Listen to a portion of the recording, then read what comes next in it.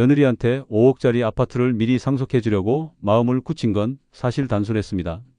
평생 벌고 아껴서 모은 재산 늙어서까지 움켜쥐고 살면 뭐하나? 자식들 잘 살라고 주는 게 부모 마음 아니겠습니까? 아들이랑 며느리가 맞벌이 하느라 고생도 많고 집값은 천정부지로 오르니 내 아파트 하나 주면 고맙다며 평생 잘해주겠거니 생각했죠. 그날도 평범했습니다. 저녁밥 설거지를 끝내고 쓰레기 봉투를 들고 엘리베이터를 기다리는데 아랫집 문 앞에 종이 한 장이 떨어져 있는 겁니다.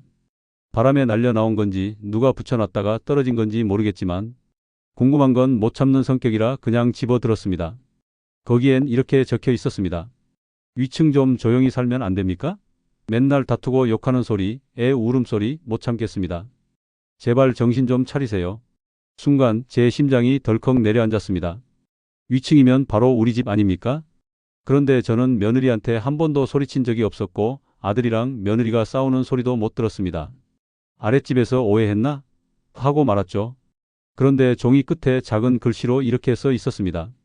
특히 시어머니랑 며느리 싸우는 거 아랫집 다 들립니다. 그렇게 사시면서 재산 상속은 꿈도 꾸지 마세요. 손끝이 덜덜 떨렸습니다. 누가 이걸 썼는지, 어떻게 이렇게 적었는지, 도대체 무슨 얘기를 들었다는 건지 머릿속이 복잡해졌습니다. 순간 떠오른 건 얼마 전 며느리가 친구와 통화하던 내용이었습니다. 거실에서 설거지하는데 며느리가 전화로 진짜 이 집만 끝나면 나가서 자유롭게 살 거야.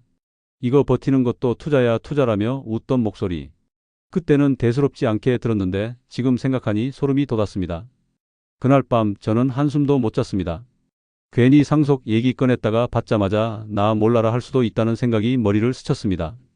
그런데도 마음 한켠에서는 그래도 내 며느리인데 오해일 수도 있잖아 하는 감정이 남아 있었죠.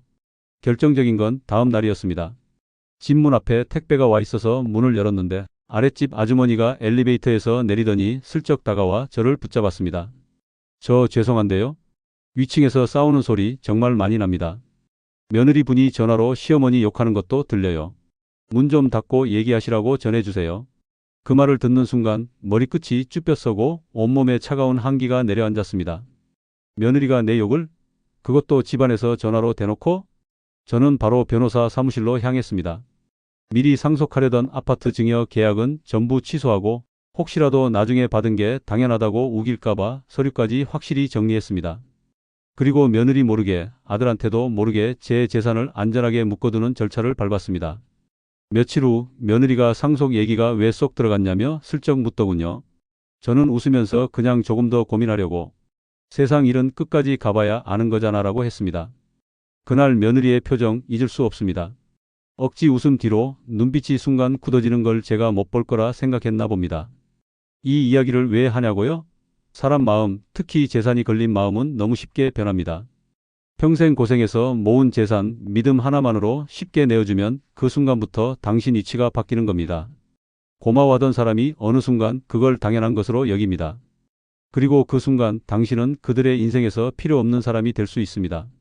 저는 그날 아랫집에서 주운 쪽지가 제 인생을 구했다고 생각합니다.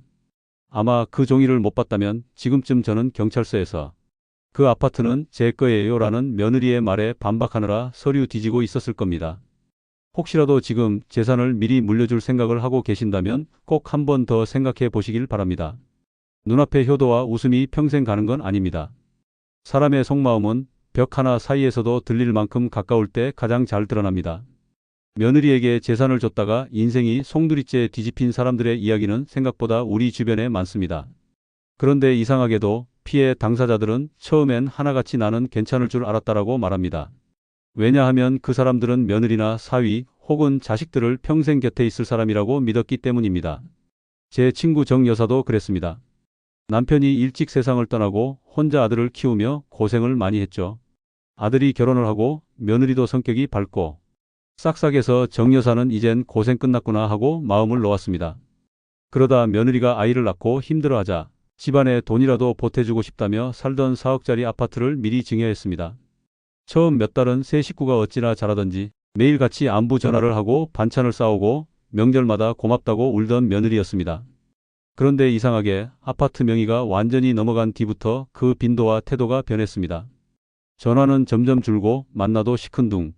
심지어 정 여사가 몸이 아파 병원에 다녀온 날 며느리가 어머니, 저희도 바쁘니까 너무 자주 부탁은 안 하셨으면 해요 라며 차갑게 말하더랍니다. 그때서야 정 여사는 깨달았습니다.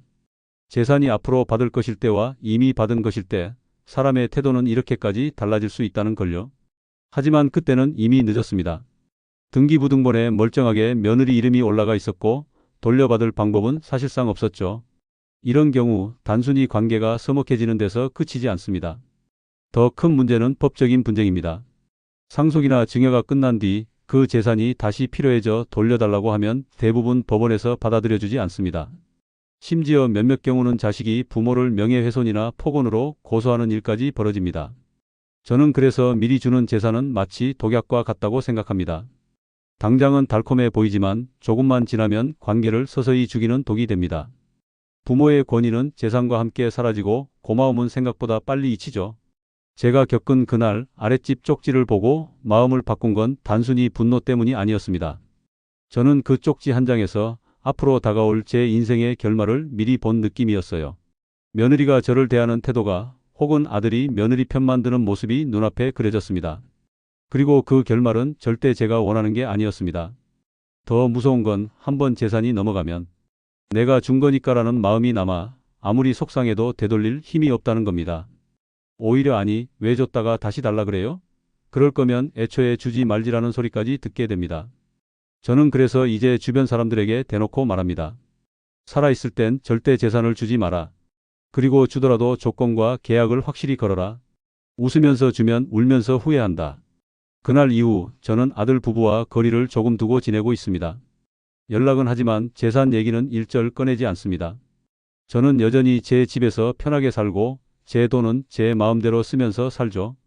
혹시라도 나중에 병이 나거나 돌봄이 필요할 때 진심으로 옆에 있을 사람인지 끝까지 지켜보려고요. 웃긴 건 그렇게 하니까 며느리가 요즘 다시 부쩍 잘합니다. 반찬도 가져다 주고 먼저 연락도 하고요. 그 모습이 진심인지 아니면 여전히 재산을 노리는 건지는 잘 모르겠습니다. 하지만 하나는 분명합니다. 제 인생의 주도권은 다시 제 손에 있다는 겁니다. 이런 이야기를 듣고 나면 그래도 우리 며느리는 다를 거야 라고 생각하는 분들이 많습니다. 하지만 한 번만 주변을 돌아보세요. 비슷한 이야기를 이미 겪은 사람이 생각보다 훨씬 많을 겁니다. 그리고 그들은 하나같이 이렇게 말합니다. 그때 왜 그렇게 했는지 모르겠다. 그냥 조금만 더 가지고 있을걸? 그 아주머니 이야기는 지금도 들을 때마다 등골이 서늘해집니다. 그분은 60대 초반이었고 남편이 몇 년 전 세상을 떠나면서 5억짜리 아파트와 상가 하나를 남기셨습니다. 아들은 결혼했고 며느리와 손주까지 있어 집안 분위기는 화목해 보였죠. 그런데 아들이 집값 오르는 걸 보고 어머니 상속세 아끼려면 지금 미리 명예 바꾸는 게 좋다라며 설득을 시작했습니다. 며느리도 옆에서 어머니 그래야 나중에 복잡하지 않아요 하고 맞장구를 쳤고요. 처음엔 망설였지만 내가 살아있을 때 주는 게 낫지라는 생각에 결국 아파트를 며느리 명의로 넘겼습니다. 문제는 그로부터 단 2달 뒤에 터졌습니다. 아들이 퇴근하고 집에 오던 날 아주머니가 아랫집에 반찬을 갖다 주고 돌아오는데 현관 앞에서 며느리와 어떤 남자가 웃으며 서 있는 걸 봤습니다. 순간 머릿속이 하얘졌죠. 그 남자는 며느리 회사 동료였고 며느리는 그냥 회사 일 때문에 잠깐 왔다라고 둘러댔습니다. 그날 이후 이상한 낌새가 많아졌습니다. 며느리가 밤늦게 외출하는 일이 잦아지고 아들과도 말다툼이 늘어났죠. 결국 아들이 며칠간 집을 나갔고 그 틈에 며느리가 집에 남자를 데려왔다는 사실이 아랫집 주민들 입을 통해 아주머니 귀에 들어갔습니다. 아주머니는 참지 못하고 며느리를 불러 크게 따졌습니다. 그런데 며느리의 반응이 더 기가 막혔습니다. 어머니, 이 집은 제 명의예요. 어머니가 함부로 드나들 권리 없어요. 이런 식으로 감시하시면 법적으로 문제 삼을 거예요. 그 말에 아주머니는 완전히 무너졌습니다. 분노와 서러움에 경찰을 불렀지만 경찰은 집 명의가 며느리면 소유자가 출입을 허락하지 않으면 들어갈 수 없다고 말했습니다. 며느리가 아예 비밀번호까지 바꿔버려 아주머니는 본인이 살던 집에 다시 들어가지 못하게 됐습니다. 결국 아주머니는 경찰서에서 변호사 상담까지 받았지만 이미 증여가 끝난 상황이라 법적으로 돌려받는 건 거의 불가능하다는 답만 들었습니다. 재산을 주는 순간 법적으로도 주인의 자리는 며느리로 바뀐 거였죠. 그 사건 이후 아주머니는 반지하 월세방으로 옮겨 살았습니다. 상가 하나가 남아 있었지만 며느리가 그마저도 상속을 요구하며 소송을 걸어왔습니다. 아버지가 돌아가셨으니 제 몫이 당연하다는 이유였습니다. 아주머니가 제게 했던 말이 잊히지 않습니다. 나는 며느리를 딸처럼 생각했어. 그런데 그 아이는 나를 그냥 재산 ATM으로 봤더라고. 이 이야기를 들으며 저는 제 아랫집 쪽지가 정말 하늘이 준 경고였다고 다시 한번 느꼈습니다. 사람 마음은 가까울수록 그리고 돈이 걸릴수록 더 쉽게 변합니다. 그리고 그 변화는 보통 우리가 상상하는 것보다 훨씬 더 빠르게 그리고 가차없이 다가옵니다. 혹시 지금이라도 재산을 미리 주려고 마음먹고 있다면 제발 서류에 도장 찍기 전에 한 번 더, 아니 10번 더 생각하시길 바랍니다. 웃으며 준 재산이 눈물로 돌아오는 순간 그 후에는 평생 갑니다. 그 며느리가 아주머니를 고소한 이유는 정말 어이없었습니다. 사건은 이렇게 시작됐습니다. 아주머니가 반지하 월세방으로 쫓겨나 살게 된 지 석 달쯤 지났을 때 동네 마트에서 며느리와 마주쳤습니다. 그때 아주머니는 참다 못하고 한마디 했습니다. 내가 사람이냐? 내가 어떻게 키운 아들인데 이렇게 만들었어. 며느리는 아무 말 없이 웃기만 했습니다. 그 웃음이 너무 비꼬는 것 같아 아주머니는 흥분해서 너 같은 애는 사람도 아니야 라고까지 말하고 돌아섰죠. 그런데 며칠 뒤 경찰서에서 연락이 왔습니다. 며느리가 명예훼손과 모욕죄로 아주머니를 고소한 겁니다. 이유는 마트에서 공개적으로 욕을 해서 사회적 평판을 훼손시켰다는 것이었죠. 아주머니는 기가 막혀 하니 그게 고소감이 되냐? 라고 물었지만 경찰은 멀쩡히 형사사건으로 접수됐다고 했습니다. 그리고 그 자리에서 더 황당한 얘기를 들었습니다. 며느리가 고소장에 시어머니가 집에 불법 침입을 시도했다는 내용까지 넣어놨다는 겁니다. 바로 그날 비밀번호 바뀌기 전에 현관문을 열고 들어가려던 걸 무단 침입이라고 주장한 거죠. 아주머니는 억울함에 눈물이 났습니다. 평생 남한테 해코지 한 번 안 하고 살았는데 며느리라는 사람이 법을 들이밀며 이렇게 나올 줄은 상상도 못했죠. 그런데 여기서 더 소름 돋는 일이 벌어졌습니다. 재판이 시작되고 며느리 쪽 변호사가 꺼낸 자료 중 하나가 아주머니가 며느리에게 보냈던 카카오톡 메시지였습니다. 거기엔 집 좀 돌려줄 생각 없어? 사람이 양심이 있어야지라는 문장이 있었는데 그걸 두고 변호사는 경제적 압박과 심리적 괴롭힘이라고 주장했습니다. 즉, 며느리는 단순히 명예훼손과 모욕죄로 끝내려는 게 아니라 아주머니를 가정폭력 가해자처럼 만들려 했던 겁니다. 그렇게 되면 법원에서 며느리 쪽이 더 유리해지고 상가까지 빼앗을 명분이 생기거든요. 결국 아주머니는 재판에서 일부 벌금을 물었습니다. 억울해도 증거라는 이름 아래 며느리 편에 선 건 서류와 법이었습니다. 재산을 넘기면서 법적으로도 소유자라는 자리를 내줬기에 그 순간부터 아주머니는 남이었다는 겁니다. 이 사건을 본 주변 사람들은 다들 경악했습니다. 하지만 시간이 지나니 또 다른 사람들이 비슷한 일을 당하고 있더군요. 그때마다 저는 단호하게 말합니다. 재산은 주는 순간 당신의 위치가 바뀝니다. 아무리 피부치라도 심지어 같이 밥 먹는 며느리라도 예외는 없습니다. 그 아주머니는 지금도 그날 마트에서 며느리와 마주친 순간을 후회합니다. 하지만 정작 중요한 건 그보다 훨씬 전 도장 찍던 순간에 한 번 더 의심을 하지 못했다는 사실이죠. 저는 이 이야기를 들을 때마다 아랫집 쪽지가 제 인생을 어떻게 바꿨는지 다시 떠올립니다. 그리고 속으로 다짐합니다. 절대 살아있을 땐 재산을 넘기지 않겠다고. 그 노부부 이야기는 정말 들을수록 등골이 서늘해집니다. 그분들은 평생 서울 변두리에서 작은 철물점을 운영하며 악착같이 돈을 모았습니다. 남편은 손에 못자국이 박힐 정도로 일했고 아내는 새벽 4시에 일어나 김밥과 도시락을 만들어 가게에서 팔았죠. 그렇게 40년을 버티며 모은 돈과 땅이 합쳐 20억이 조금 넘었습니다. 자식이 둘이 있었는데 큰아들은 미국에서 직장 생활을 하고 작은아들은 결혼해서 근처에 살고 있었어요. 문제는 작은아들 부부였습니다. 늘 돈이 없다고 하고 카드 연체가 다반사였죠. 그런데도 소비 습관은 고쳐지지 않았습니다. 그러던 어느 날 작은아들이 부모님을 찾아와 울먹이며 말했습니다. 아버지, 어머니, 저희 집이 경매로 넘어가게 생겼습니다. 아이들도 학교 옮겨야 하고 너무 힘들어요. 그 말을 들은 노부부는 마음이 약해졌습니다. 우리가 살면서 번 돈이 자식 살리는 데 쓰이지 어디 쓰겠나 싶었던 거죠. 결국 노부부는 5억을 먼저 빌려주었습니다. 그런데 이게 시작이었습니다. 며느리는 곧장 아예 이 땅을 제 이름으로 해주시면 저희가 더 안정적으로 살 수 있다며 재산 이전을 종용했습니다. 처음엔 반대하던 부부도 결국 다 애들 줄 건데라는 생각으로 도장을 찍었습니다. 땅과 건물 등기 절반이 며느리 이름으로 넘어갔죠. 처음 몇 달은 괜찮았습니다. 그런데 점점 며느리가 태도를 바꾸기 시작했습니다. 전화도 잘 안 받고 명절에도 얼굴 한 번 안 보이고 대신 변호사 사무실에서 편지가 날아왔습니다.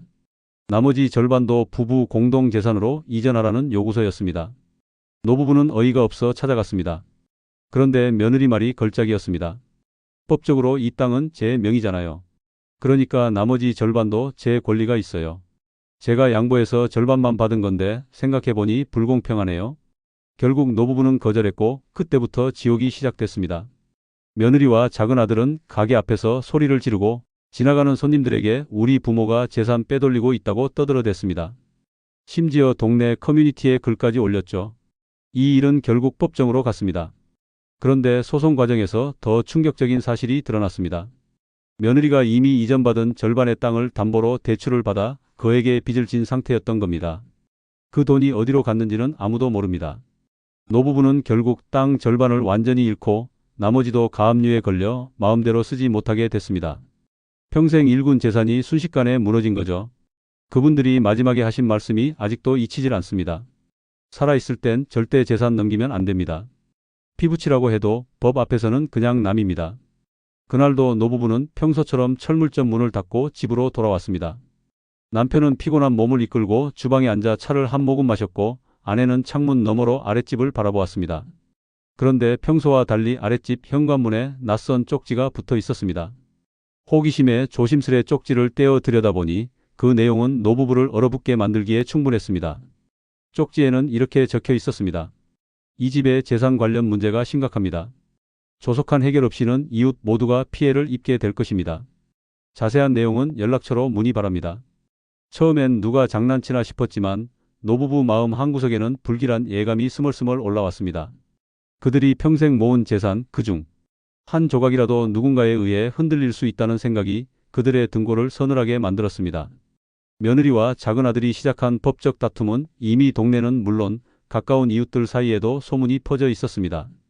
철물점 앞을 지나는 사람들은 작은 목소리로 속삭였고 가끔은 일부러 지나치듯 며느리 편을 드는 이들도 있었습니다. 노부부는 점점 고립되어 갔습니다.